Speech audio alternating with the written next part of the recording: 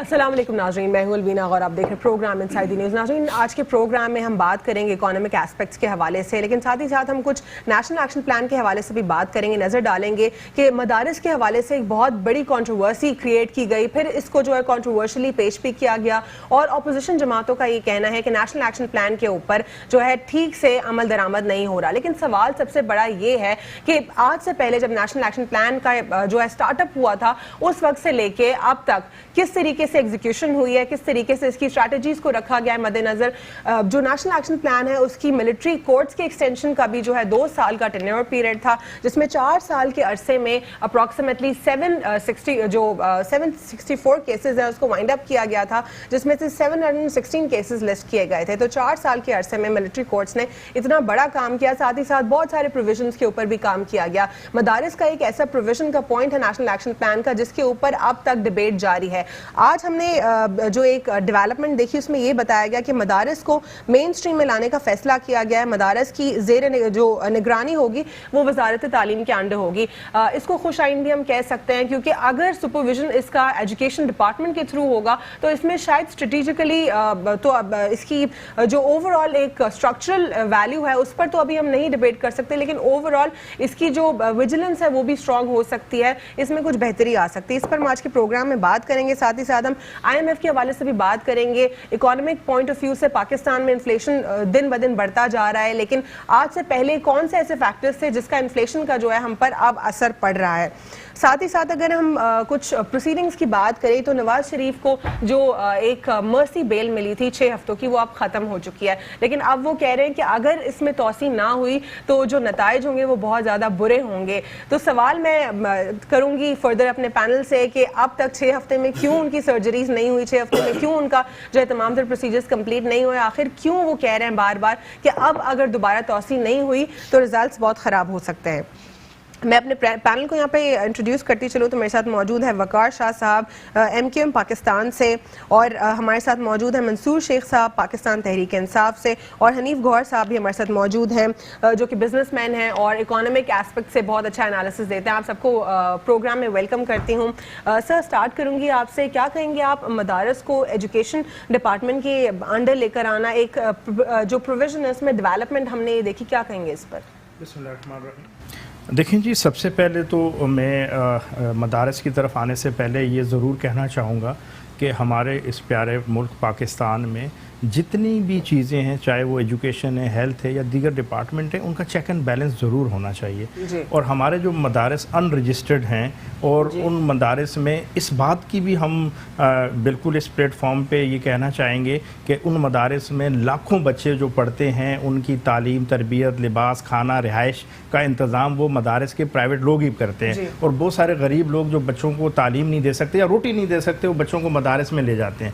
مگر آج تک ہماری بدقسمتی یہ رہی ہے کہ ہم نے ان مدارس کو سسٹم کے اندر نہیں لے کے آئے، اور اگر میں یہ سمجھتا ہوں کہ ان مدارس کو اگر ایجوکیشن ڈپارٹمنٹ کے اگر انڈر آتے ہیں تو ایک ریگولیٹری باڈی کے انڈر ہوں گے، تو آپ کو لگتا ہے کہ اب پھر اس میں بہتری آئے گی؟ بہتری آنی چاہیے، بہتری آنی چاہیے۔ دیکھیں، وہ ایجوکیشن ڈپارٹمنٹ خدا نہ خواستہ کوئی وہاں پہ جا کے کوئی پابندیاں نہیں لگا دے گا، مگر یہ تو پتہ ہوگا کہ وہاں پہ جو بچے ہیں وہ رجسٹرڈ ہیں اور ان کی وہ کون ہیں، ان کا ڈیٹا کیا ہے، کہاں سے آئے ہیں، اور فردر ایجوکیشن کے بعد وہ کہاں گئے ہیں۔ دیکھیں، مطلب چیک اینڈ بیلنس جب تک ایک گھر میں بھی نہیں ہوتا نا تو وہ گھر کا بھی سسٹم خراب ہو جاتا ہے۔ تو مدارس ہمارے لیے بڑی اہمیت کے حامل ہیں اور وہاں پہ پڑھنے والے جو بچے ہیں وہ بھی بڑی اہمیت کے حامل ہیں، مگر یہ اقدام جو بہت پہلے ہو جانا چاہیے تھا، دیر آئے درست آئے، میں تو اس کے بالکل ہم حق میں ہیں اور یہ ہونا بھی چاہیے، اور ایجوکیشن ڈپارٹمنٹ جو ہے اس کو آن کرے، اور کرنے کے بعد ان کے منتظمین جو ہیں جو ان مدارس کو چلا رہے ہیں ان کے ساتھ اچھی کوارڈینیشن اور کولیبریشن ہونی چاہیے تاکہ سسٹم رجسٹریشن کا جو معاملہ ہے اس پر کافی ڈبیٹ ہو رہی ہے اور بہت سارے مدارس رجسٹرڈ بھی ہوئے ہیں، لیکن ایجوکیشن ڈپارٹمنٹ کے اندر لانے سے کون سی چینجز آپ محسوس کرتے ہیں کہ آئیں گی؟ کیا جو کریکولم ہے اوور آل اس میں چینجز آئیں گی کہ اگر وہ دینی تعلیم حاصل کریں تو تھوڑی سی دنیاوی تعلیم بھی حاصل کریں تاکہ وہ قابل ہو سکیں کہ وہ they can fight against anything, any evil powers or anything, they can support themselves financially as well؟ میں نے ذاتی طور پہ بہت سارے مدارس میں خود بھی وزٹ بھی کیا ہے اور بڑے قریب سے دیکھا ہے، ہمارے جو اس وقت پاکستان میں مدارس 80% ایسے ہیں کہ جن میں دینی تعلیم کے ساتھ دنیاوی تعلیم بھی دی جا رہی ہے اور باقاعدہ ان کی ڈگریز جو ہیں وہ ہمارے جو ایجوکیشن ڈپارٹمنٹس کی جو ڈگریز ہیں ریکگنائزڈ ہوتی ہیں. جی sir, what's your take on that کہ ایجوکیشن ڈپارٹمنٹ کے انڈر آنے سے کیا اسپیسیفک کوئی چینجز آئیں گے اس میں، یا اس کی ریگولیشن آسان ہو جائے گی، اس کا سپرویژن آسان ہو جائے گا؟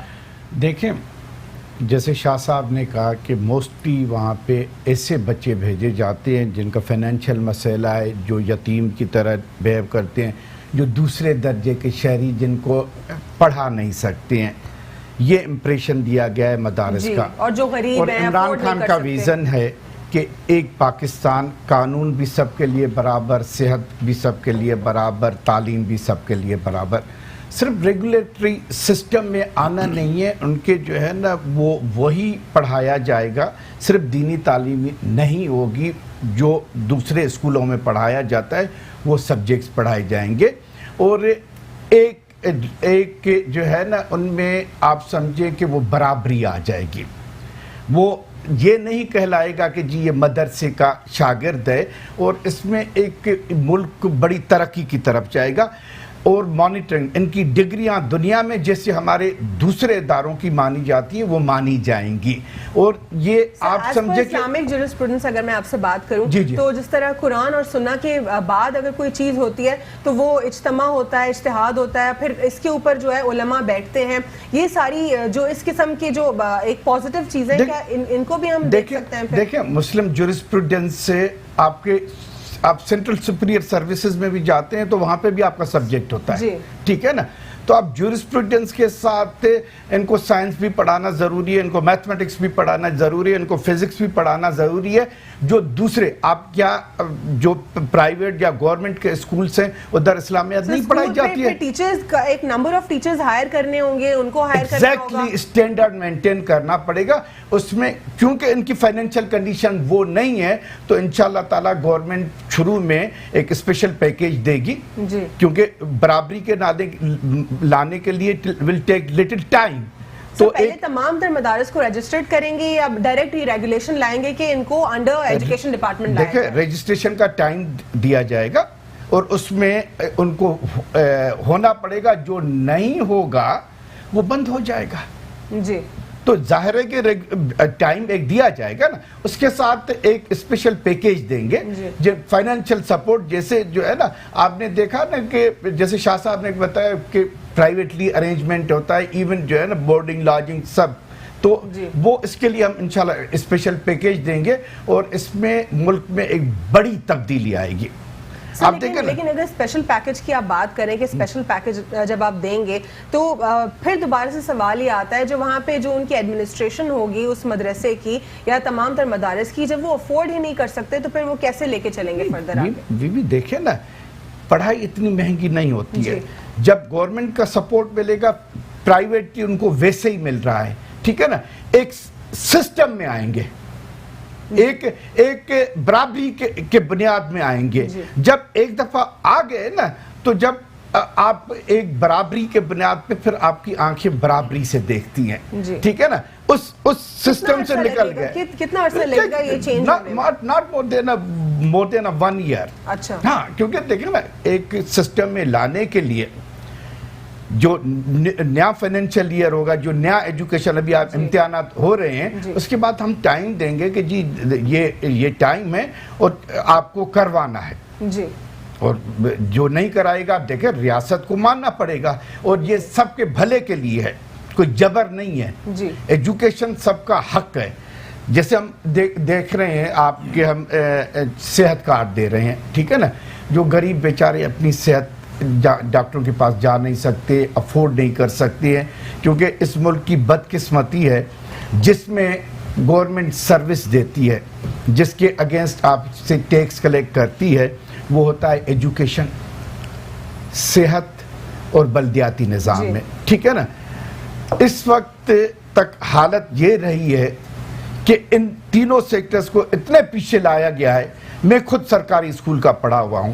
آج میری ماسی اپنے بچے کو سرکاری اسکول میں نہیں دلواتی. جب میں اپنے بچے کو یہاں پہ میں نے ایڈمیشن دلوائی کراچی میں تو اتنی فیس دی کہ میں نے بیٹے کو, اب بیٹا میں نے تو جو ہے نا پرائمری سے لے کے میں نے NED سے انجینئرنگ کی ہے, NED سے میں انجینئر ہوں, اتنی میں نے فیس نہیں جمع کرائی تھی, صرف وہ ایڈمیشن فیس, ٹھیک ہے نا. تو میں نے کہا پرائمری سے لے کے میں نے NED ورلڈ ریکگنائز یونیورسٹی ہے, تو اتنے نہیں. آپ اگر صحت کے لیے سرکاری اسپتالوں میں علاج کراتے تھے, یہ جیسے بڑے سیٹ ہوتے تھے جن کے پاس بالکل ٹائم نہیں ہوتا تھا, ہاں, تو وہ ان کا فلموں میں ہم دیکھتے تھے کہ جو ہے نا وہ پرائیویٹ ڈاکٹر ہوتا تھا. Otherwise middle class, upper class, جو ایلیٹ کلاس ہوتا تھا وہ پرائیویٹ, کیونکہ وہ اپنی کنویننسی پہ کراتے تھے, ان کا فیملی ڈاکٹر ہوتا تھا. ہم تو یہ دیکھتے. اب جن کی تنخواہ 15,000 ہے, گھر نہیں چلا سکتے, وہ پرائیویٹ. جو پرانی حکومتوں نے جو قرضہ لیا ہوا ہے اور آپ کو روز بلینز اور اس میں بلینز میں سود کی جو قسطیں دینی پڑ رہی ہیں, اس سے 6 بلین پر ڈے, جی, تو آپ اس سے کیسے چھٹکارا پائیں گے؟ اور آپ کو کیا لگتا ہے کہ اب دوبارہ ہمیں IMF, ورلڈ بینک یا ایشین ڈیولپمنٹ بینک یہاں کہیں پہ بھی نہیں جانا؟ دیکھیں کیوں نہیں جائیں گے, مجھے یہ بتائیں کہ جب پیپلز پارٹی پار میں آئی, یا اس سے میں پیچھے چلا جاؤں, جب یہ ضیاء الحق چھوڑ کے گیا تو جو صاحب کتنے ہزار تھے؟ 6,000, ٹھیک ہے نا, جی, نہیں 6,000 سے بھی کم تھا. یہ جب پیپلز پارٹی آئی ہے 2008 میں, تو اس ملک پہ 6,000 ارب قرض تھا. جی, جب گئے ہیں تو آپ کو پتہ ہے کتنا چھوڑ کے گئے ہیں؟ 15,000 ارب, more than 133%, I believe 135%. جی, ٹھیک ہے نا. انہوں نے کیا کیا؟ Welcome back after the break. ناظرین, بریک سے قبل ہم بات کر رہے تھے نیشنل ایکشن پلان کے کچھ پروویژنس کے اوپر, پوائنٹس کے اوپر. ہم نے جو ہے حکومت کا اس کے اوپر دیکھا, ایک ٹیک جانا کہ what do they think on that, اور کس طریقے سے ڈیولپمنٹس اس میں آئیں گی اور کیا پروسیجر ہوگا. ہمیں پروگرام میں جوائن کیا ہے رانا گلزار تاج صاحب نے پیپلز پارٹی سے, ان سے بھی جو ہے ان کا اوپینین لیں, ان کو ویلکم کرتے ہیں پروگرام میں. لیکن یہاں پر مجھے حنیف گوہر صاحب سے پوچھنا ہوگا کہ sir, how do you see overall economy of Pakistan? صرف پاکستان میں اس وقت یہ برا حال نہیں ہے, پوری دنیا میں ایک ریسیشن کا دور چل رہا ہے, لیکن پاکستان کو کتنا عرصہ لگے گا اس دور سے خود کو نکالنے میں؟ دیکھیں حلوینہ, پوری دنیا میں تو ضرور چل رہا ہوگا, لیکن جو ریسیشن کا حال اس وقت پاکستان میں ہے, میں یہ سمجھتا ہوں کہ خاص طور پر جب سے یہ حکومت آئی ہے PTI کی, اس کے بعد سے اس ریسیشن کا دور میں اضافہ ہو گیا ہے. میں خود ایک بزنس مین ہوں. میں نے کوئی 98-99 میں یہ دور دیکھا تھا, جی, کہ یہ حال تھا کہ ہم اس وقت بھی پیسے کو محتاج تھے, جی, اور کوئی چیز اس وقت نہیں بکتی تھی اور مارکیٹ سے پیسہ غائب تھا. جی, اب جو ہے یہ دور ہم نے تقریباً 20-22 سال کے بعد ہم نے دوبارہ دیکھا. جی, 20-22 سال پہلے جب دیکھا تھا تو اس وقت کیا فیکٹرز تھے, کیا وجوہات تھیں؟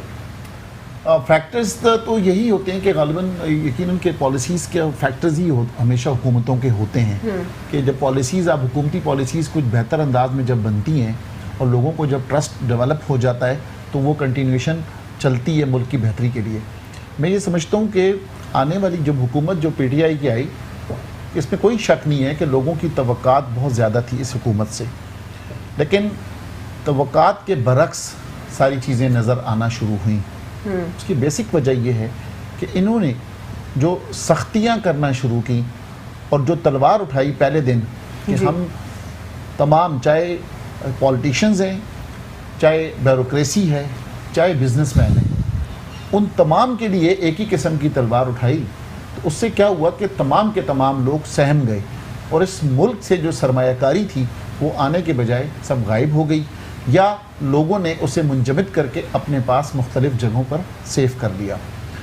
اب جب اتنی سختیاں ہوں گی, بیوروکریٹس کام کرنے کے لیے تیار نہیں ہوں گے, وہ کوئی سائن کرنے کے لیے تیار نہیں ہوں گے, تو یقیناً اکانومی پر فرق پڑے گا. جی, جو ریپیوٹڈ بزنس مین ہیں پاکستان کے, اگر ان کے خلاف انکوائریاں شروع ہو جائیں گی کہ جو بہت زیادہ جاب پرووائڈر ہیں, اگر آپ چاہیں تو میں ایک آدھ کا نام بھی لے لوں, عارف حبیب صاحب کا نام لیتا ہوں کہ نیب نے نوٹس بھجوا دیے. عارف حبیب صاحب بہت بڑا گروپ ہے جو پاکستان کی اکانومی میں کافی بڑا حصہ ڈفرینٹ سیکٹر میں حصہ ڈال رہے ہیں. محمد علی ٹبا صاحب लकी सीमेंट वाले बहुत बड़ा नाम है, डिफरेंट सेक्टर्स के अंदर काम कर रहे हैं, बहुत सारे लोगों को जॉब्स दी हुई हैं, इसी तरह से बहुत सारे रिप्यूटेड लोग मौजूद हैं। तो मैं ये समझता हूँ जब इन लोगों के साथ भी इस किस्म के रवैये अपनाए गए तो ये इकॉनमी सिमटती गई और सुकड़ती गई, और आज ये आलम है कि अगर आप कोई चीज़ मार्केट में बेचने जाएं, अगर मैं खाली प्रॉपर्टी ही की बात कर दूं तो आप यकीन करें कि शायद आपको पूरे 6 महीने लग जाएंगे, आप शायद कोई चीज़ ना बेच सकें, क्योंकि लोगों के पास सरमाया ही नहीं है। जो रोलिंग थी वो सब की सब रुक गई है। इससे हम सब बिजनेसमैन को तशवीश है, और हमने लातादाद मरतबा हुकूमत वक्त को, प्राइम मिनिस्टर ऑफ पाकिस्तान को, प्रेसिडेंट ऑफ पाकिस्तान को तमाम गुजारिशात की हैं और अपनी तजावीज़ भी पेश की हैं। अब हम उम्मीद ज़रूर कर रहे हैं कि जो इंशाल्लाह ये IMF का जो प्रोग्राम है, जो कि देर से गए लेकिन देर आए दुरुस्त आए, तो मैं ये समझता हूँ कि अब जो ये हुकूमत का जो प्लान है IMF की तरफ, इंशाल्लाह ताला ये IMF के प्रोग्राम के बाद से कुछ मूवमेंट हमें ज़रूर होती हुई नज़र आ रही हैं। और जो दूसरा एक गवर्नमेंट का जो बड़ा फैसला है जो एमनेस्टी स्कीम का, देखें जहाँ पर गवर्नमेंट, मैं फर्दर इकोनॉमिक एस्पेक्ट से आपसे बात करूंगी, लेकिन यहाँ पे मैं राना साहब से जानना चाहूँगी कि क्या कहेंगे आप, ये जो मदारिस का प्रोविज़न है, ब्रेक से कबल राना साहब हम इस पर बात कर रहे थे कि मदारिस को जो है एजुकेशन डिपार्टमेंट के अंडर लाने का फैसला किया गया है, आपको क्या लगता है कि कितनी बेहतरी आएगी इससे?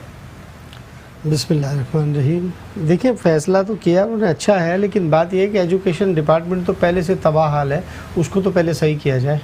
ये मज़ीद बोझ इतने अरसे जो आपका टेन्योर था आप लोगों ने नहीं किया दुरुस्त। मैं तो किसी एक की बात नहीं कर रहा हूँ, मैं तो सबकी बात कर रहा हूँ। मैं तमाम तरह जो रूलिंग पार्टीज थी सबकी बात कर रही हूँ। तो जब एक सिस्टम दुरुस्त है, जब उसको दुरुस्त कर लिया जाए तो मज़ीद उसके ऊपर बोझ डाला जाए।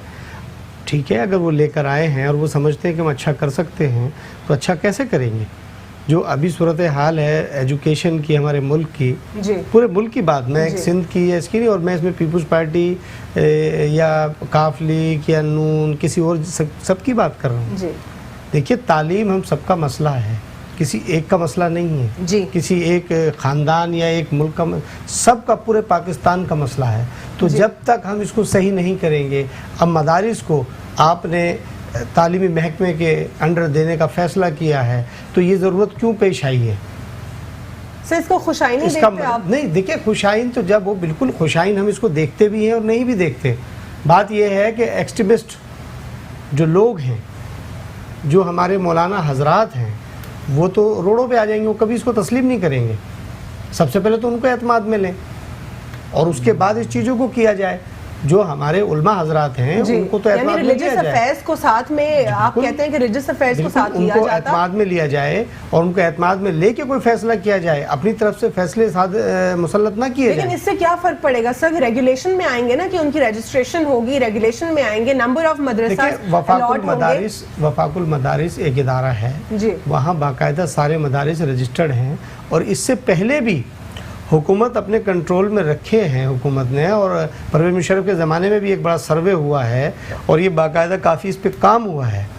आज ये फिर एक, देखिए तो ये कामयाब होगा इनिशिएटिव? कैसे कामयाब होगा? हो ही नहीं सकता। देखिए हमें इन चीज़ों को समझना चाहिए। सबसे पहले तो महंगाई को कंट्रोल करना चाहिए। इंडिविजुअली मदारिस की रजिस्ट्रेशन के ऊपर क्या कहेंगे? इंडिविजुअली तो रजिस्ट्रेशन बिल्कुल होनी चाहिए, वो तो एक एक चीज़ की तमाम तरह। देखिए मैंने आपसे गुजारिश ये कर रहा हूँ कि कानून के दायरे से बाहर कोई चीज़ नहीं होनी चाहिए, हर चीज़ कानून के दायरे में होनी चाहिए। किसी चीज़ को भी आप इस तरह ना छोड़ें कि जो गैर कानूनी काम। ठीक है वकार शाह साहब, आप क्या कहेंगे? जिस तरह रूलिंग पार्टी की अगर हम बात करें, सिंध में ओवरऑल पीपल्स पार्टी हमेशा से रूलिंग पार्टी रही है, लेकिन कराची की बात करें तो MKM पाकिस्तान ने जो है अपना होल्ड रखा है। जब तरक्की की बात आती है और कोई पॉजिटिव बात होती है तो वो कराची से एसोसिएट की जाती है सिंध में। फिर पीपल्स पार्टी का ये टेक होता है कि ये भी सिंध का हिस्सा है, इसको सिंध से अलग ना किया जाए।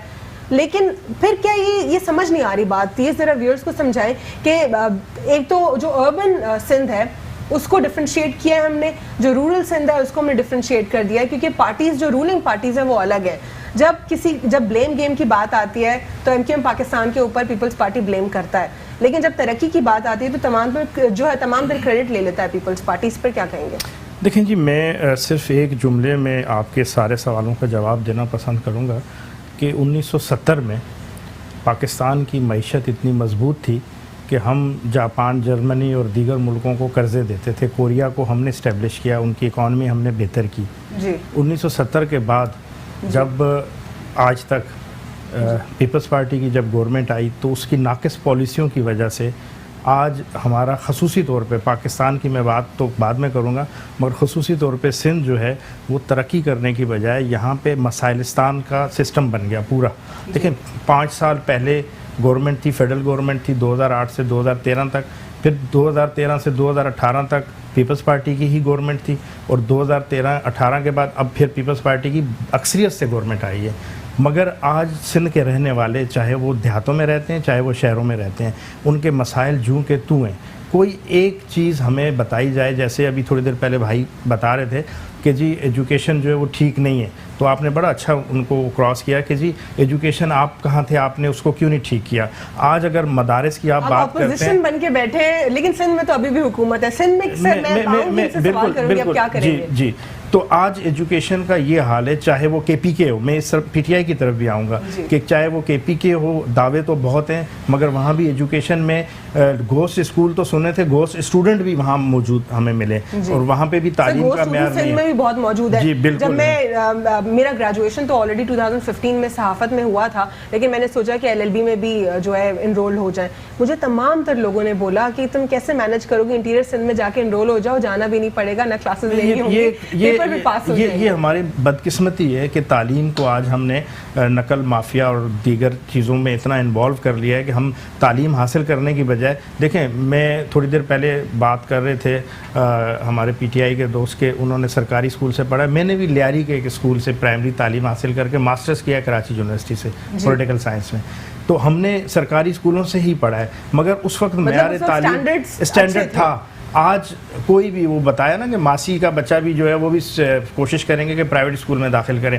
آج ہمارا بجٹ بھی اس دفعہ اور اس سے 2016-17 میں ایجوکیشن کا بجٹ سب سے زیادہ رکھا گیا، مگر آج پتہ چلا کہ ایجوکیشن میں ہمارے گھوسٹ اساتذہ، ان کی تنخواہیں، وہ بھرتیاں، ہڑتالیں، اسکول جو ہیں وہ ناپید، انفراسٹرکچر پہ جو اسکولوں کی بلڈنگز کی تعمیرات میں جو فنڈز رکھے گئے. آج اسکولوں کی حالت یہی ہے کہ سندھ کے اگر دیہی علاقوں میں دیکھیں تو وہاں جانور اور مویشی باندھے ہوئے ہیں، گدھے باندھے ہوئے ہیں، وہاں پہ کوئی، بلکہ ابھی کچھ میڈیا پہ 4-5 دن پہلے ایک اسکول کی ناقص تعمیر کا دکھایا میڈیا پہ باقاعدہ، تھر پارکر میں وہ تھا، اور لوگوں نے احتجاج کیا کہ ہم اپنے بچوں کو نہیں بھیجیں گے کیونکہ وہ سیمنٹ کی بجائے مٹی کے گارے سے اس کو بنایا جا رہا تھا. تو مقصد یہ ہے کہ اگر ہماری حکومت سندھ آج ان چیزوں پہ کنٹرول کرتی. میں ایک چیز بڑی اہم اور امپورٹنٹ ہے کہ آج K4 کا پروجیکٹ ہمارا کمپلیٹ ہی نہیں ہو رہا. آج شہر کراچی پانی کو ترس رہا ہے.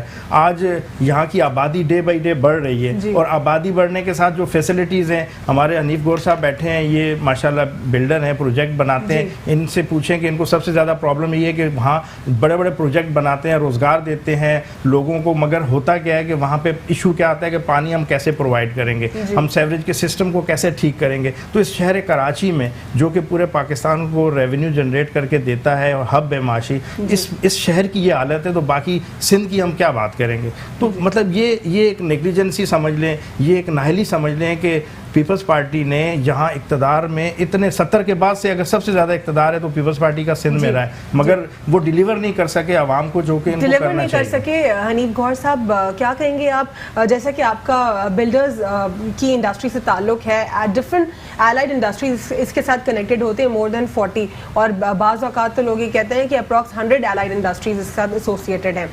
پاکستان میں کتنی اسٹرانگ ہے اور کتنی اس کو بہتری کی، اس انڈسٹری کو بہتری کی ضرورت ہے؟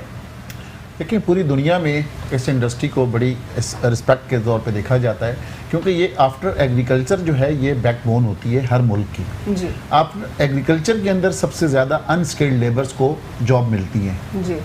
اس کے بعد یہ انڈسٹری ہے کنسٹرکشن انڈسٹری جو مزدور کو جاب دیتا ہے. جی. میں یہ سمجھتا ہوں کہ اگر صرف حکومت اس انڈسٹری کو سپورٹ کرے، جو جس طرح سے وزیر اعظم صاحب نے جو 50 لاکھ گھروں کی بات کی ہے، 1 کروڑ نوکریوں کی بات کی ہے، تو میں یہ سمجھتا ہوں کہ اگر وہ صرف اور صرف اس انڈسٹری کو اون کر لیں تو میں یہ سمجھتا ہوں کہ 50 لاکھ گھر بھی کوئی مشکل کام نہیں ہے، انشاءاللہ بن جائیں گے. اور جو 1 کروڑ نوکریوں کی بات کی ہے، 1 کروڑ نوکریوں کی جو بات کی تھی، دوسری جانب انہوں نے کچھ عرصہ پہلے TVET سیکٹر کی بھی بات کی، technical vocational education training centre. اس میں جو لوگ ہوتے ہیں جو فارمل ایجوکیشن حاصل نہیں کر سکتے وہ اسکلڈ لیبرز بن جاتے ہیں, وہ ایک ریفائنڈ ہو جاتے ہیں, پھر پلمبرز کی صورت میں ہو, الیکٹریشین یا میکینک کی صورت میں. تو اس پر جرمنی نے اس سیکٹر سے بہت ترقی کی ہے. اپنی کچھ عرصہ پہلے اسپیچ میں بھی عمران خان نے کہا کہ اس کے اوپر ہمیں فوکس کرنا پڑے گا. بات تو ہم کر لیتے ہیں, لیکن پھر اس کی ایگزیکیوشن کیسے ہوگی؟ آپ دیکھیں کہ پاکستان میں یہ ادارہ نیفٹیک کے نام سے بنا ہے, جو ذوالفقار چیمہ صاحب کچھ عرصے تک ہیڈ کر رہے تھے, اور کافی اس میں کام بھی ہوا. اور میں سمجھتا ہوں کہ جو آپ نے نشاندہی کی ہے بالکل ٹھیک نشاندہی کی ہے. اس میں بہت سارے پرائیویٹ سیکٹر بھی, جیسے ہنر فاؤنڈیشن ہے, امن فاؤنڈیشن ہے, تو یہ بھی سب کے سب اس طریقے کے کام کر رہے ہیں کہ میں سمجھتا ہوں کہ اگر لوگ تیار ہو کے نکلیں گے, نہ صرف پاکستان میں ان کی ڈیمانڈ بڑھے گی, ان لوگوں کو ہم ان لوگوں کو بیرون ملک بھی بھجوا سکیں گے کہ جہاں سے ہم زر مبادلہ حاصل کر سکیں. سابق وزیر اعظم نواز شریف کے حوالے سے کیا کہیں گے آپ؟ 6 ہفتوں کی جو ان کی بیل تھی اس میں وہ توسیع چاہ رہے ہیں, اور وہ کہہ رہے ہیں بہت سیویئر ریزلٹس ہوں گے اگر یہ دوبارہ توسیع نہ ہوئی. سرجریز کا کہہ رہے تھے ان کے ڈاکٹر کہ ان کو انجائنا اٹیکس ہو رہے ہیں, بہت زیادہ طبیعت ان کی خراب ہے. لیکن اب جب ان کی 6 ہفتے کی پوری ایک بیل ختم ہوئی, اب دوبارہ ان کا یہ سوال آیا ہے.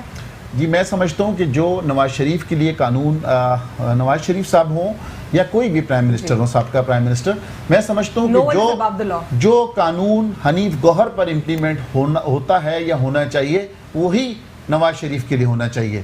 یہ تو بدقسمتی ہے کہ اسپیشل اگر نواز شریف صاحب اس قسم کی ریلیف مانگتے ہیں کہ جو ملک کے 3 دفعہ وزیر اعظم رہے ہوں, اور وہ کہیں کہ میرے اس ملک میں میرے لیے علاج نہیں ہو سکتا کہ جس ملک کو میں نے 3 دفعہ گورن کیا ہے. بالکل.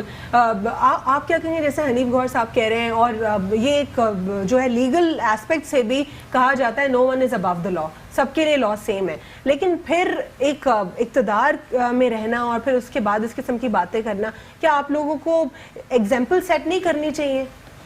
بالکل آپ صحیح کہہ رہی ہیں. پہلی بات تو میں وقار شاہ صاحب کی بات کا جواب دوں کہ 1970 کے بعد دیکھیے پاکستان پیپلز پارٹی نے 1971 میں جب ملک سنبھالا تو پاکستان پیپلز پارٹی نے بے شمار ترقیاں کی اور اس ملک کو اپنے پیروں پہ کھڑا کیا.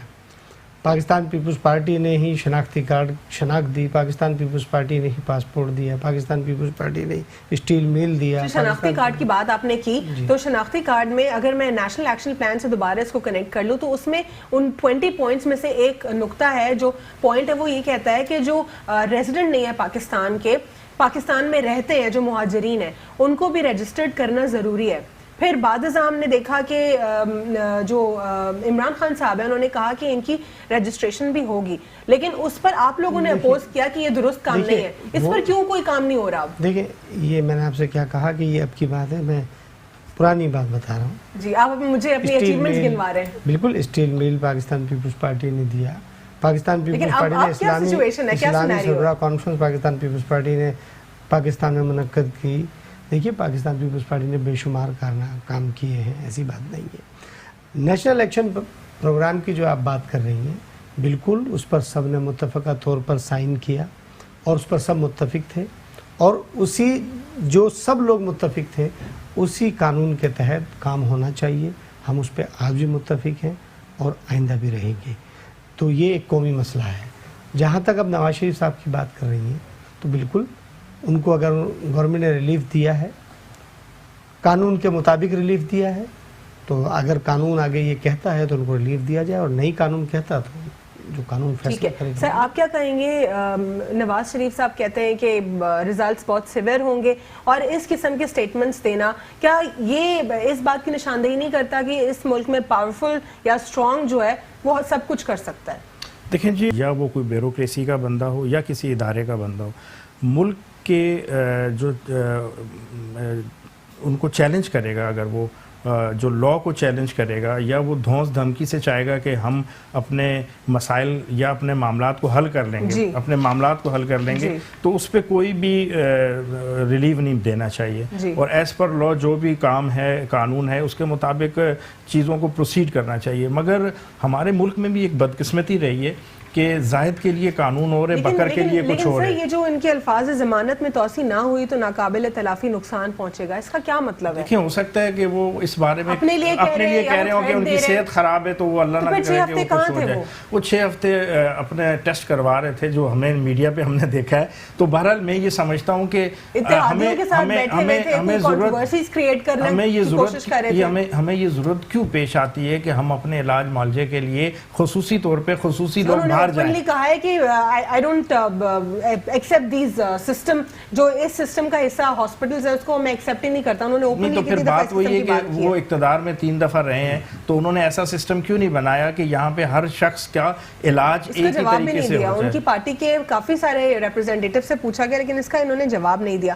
سر آپ کیا کہیں گے اس پر؟ کیا عدلیہ میں ایسی کوئی مثال ملتی ہے کہ کوئی شخص، کیا آپ کے علم میں ہوگا کہ بہت سارے لوگ جو جیلوں میں ہوتے ہیں، بہت سارے مریض ہوتے ہیں اور کئی لوگوں کی اموات بھی ہو جاتی ہیں جی، تو کیا ایسا ریلیف کیا ماضی میں کبھی کسی سپریم کورٹ نے یا کسی ہائی کورٹ نے 6 ہفتوں کی کسی کے لیے دیا؟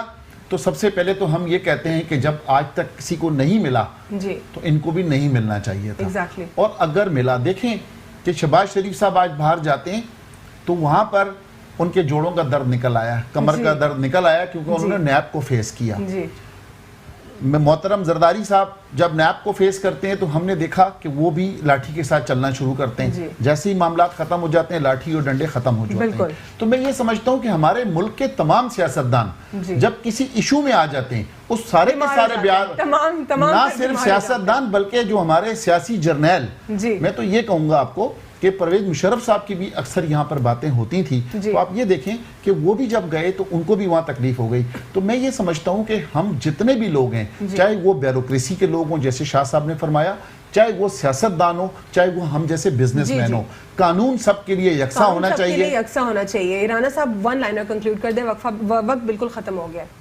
بالکل میں بھی اس بات پہ اتفاق کرتا ہوں کہ اکاؤنٹیبلٹی آنی چاہیے اور قانون پر عمل ہونا چاہیے. قانون جب تک قانون پہ عمل نہیں ہوگا تو ہمارے ملک میں ریاست اور ادارے مضبوط نہیں ہو سکتے. تو اداروں کو مضبوط کرنے کے لیے قانون پہ عمل کرنا بہت ضروری ہے اور اکاؤنٹیبلٹی آنی چاہیے. سر 1 لائنر. اداروں کو مضبوط کر کے فری کرنا چاہیے، ان کے جو اختیارات ہیں ان کو دینا چاہیے، اس میں کوئی بھی پولیٹیکلی یا کسی طرف سے ان کے اوپر انفلوئنس مداخلت نہیں ہونی چاہیے. آج کے پروگرام میں ہمارے ساتھ موجود تھے وقار شاہ صاحب، حنیف گوہر صاحب، منصور شیخ صاحب اور رانا گلزار تاج صاحب. سب کی پروڈکٹیو جو ہے گفتگو ہوئی. ہم نے بات کی نیشنل ایکشن پلان کے حوالے سے، پاکستان کی اوور آل اکانومی کے اوپر بھی ہم نے بات کی. کچھ چیزیں اگر میں کنکلوڈ کروں تو اس میں یہ ہے کہ نو one is Abu the law.